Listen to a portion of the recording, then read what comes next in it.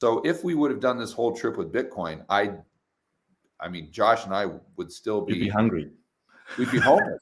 We'd be You're living in hungry a and homeless. shelter somewhere in the gutter of Argentina.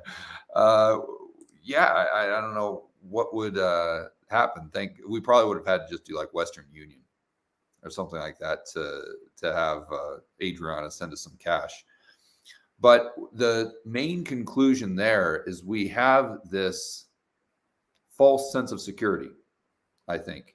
And we, meaning people that value freedom, liberty, and free market capitalism and our privacy. Mm-hmm. And that if we have a dollar crash or hyperinflation, or if we have a CBDC, well, that's no problem because I'm just stacking silver. Or, oh, that's no problem because I'm just stacking my gold coins. Or, oh, that's no problem because I'm just accumulating Bitcoin. And what you realize in a hurry is you can stack or accumulate all that stuff that you want, but unless you find someone else that actually wants it, you can't turn it into purchasing power. You can't turn it into food or shelter or any of the things you would need. And I think the pushback there, if we were in the United States, Chris, or New Zealand or Australia or something, is, oh, well, of course, people haven't gravitated to it yet because although 9% inflation in the United States might be high, it's not that extreme. But boy, oh boy, Chris, wait till we start getting some hyperinflation. And then you're going to see Gresham's law, and everybody's going to try to get rid of these dollars or whatever the local currency is, and they're going to just be fighting over any scrap of gold or silver or piece of Bitcoin or SAT that they can get, and it's not that way. I'm living it right here in hyperinflation of Argentina. It's simply not. If people need to read history, they really need to read history, and I would suggest even reading, like biographies of people who are not necessarily talking about the monetary side of things, but just what living life is like in various periods of history. And the thing that you find with that, despite high inflation and everything else, at a high level, yes, people will rapidly move capital in order to take advantage of a hyperinflation. In other words, they'll buy land, they'll buy rich people. Rich people, exactly. But your middle class, who get decimated always, and your lower class, they use cash. They will continue to use cash. I know that you were in Turkey, last year?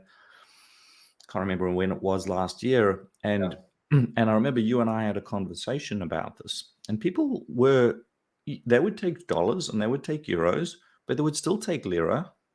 And they will transact their lira typically, when I was talking to taxi drivers and wait staff and hotel staff and things of that nature, typically on a weekly basis. They would say, okay, I've got, whatever I've kind of pooled and collected over the last week. If you're in that cash economy, right, as a taxi driver, you're receiving money every day. Obviously, if you're on a salary, it's a different situation. But those guys, they would wait about a week because the inflation that was experienced within a week was manageable. It's like, okay, and then they might go and they start transacting. So what they're doing is very similar to your wealthy people. Just the wealthy people are transacting with higher value items, right? So they're buying land and they're buying a longer time horizon. They've got a longer time horizon, and then they've got much more capital to be utilizing. But at a transactional level, in other words, what you guys just did, at that level, it's cash. It's been cash throughout all these inflationary periods. And that's, I think, one of the biggest risks here is that people are super complacent around that. And if they replace that cash with digital, you are very much seconded into this environment whereby they can control what you spend your money on and when and where, right? Because it can be controlled physically, and of course, in terms of what you actually spend it on, certain items, if everything is digitized. So now, certain parts of the world, I think that's more easily implemented in terms of the digitization. So if you think about a Walmart in, say, Florida or something like that, categorizing all the items on the shelves, right? and then having a database which can track that with your app, with your CBDC, is quite easy, right? Oh, Right. you bought a steak. Oh, you bought a can of beans. Oh, you bought some hairspray, whatever. It's easier. As you guys have just experienced traveling through, and you live in Medellin, that doesn't necessarily work. It can work in the big box retailers, but there's a ton of different businesses that are not in that space, and they don't have the capital or the capabilities or the technology or anything of that nature to digitize the assets. In other words, the can of beans on the shelf, the asado that you go to, Mm. right? In that space, it doesn't really matter if they have a central bank digital currency, because well, to some extent, geophysically, fine. They might say, oh, you can't leave, you're in Mendoza. You can't leave Mendoza, your central bank digital currency gets cut off if you're in a different state or whatever. Sure, that can still exist. But at that local level, I suspect we would have an explosion in basically a black market.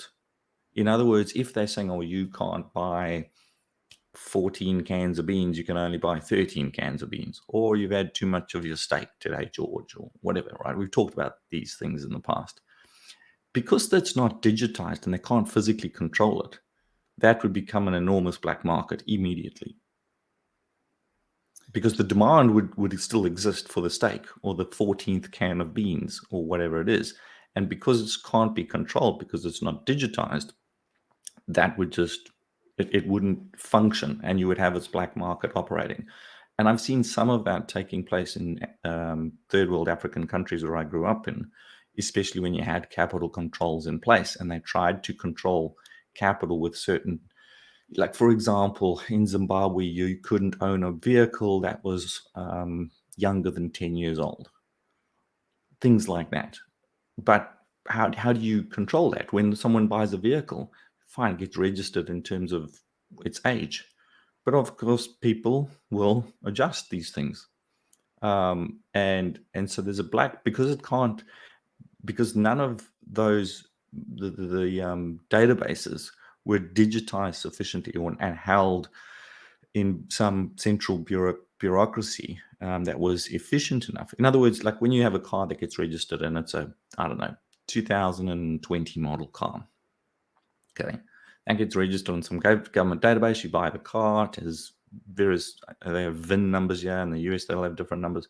In a country like Zimbabwe, which is completely inefficient in that, the ability to basically go and manipulate and change any of those details on what was literally a piece of paper or print a new one off of a printer was very, very easy. So people did it all the time. So you'd have these vehicles driving around, which were brand new, but you looked at the registration and they were, guess what, 11 years old. In a similar light, that was just the market mechanism reacting to an insane policy. So I think that, sorry. Yeah, here's the problem. And I never would have thought of this before, but it's getting the money here. If you want to transact outside of the system, it's almost impossible. So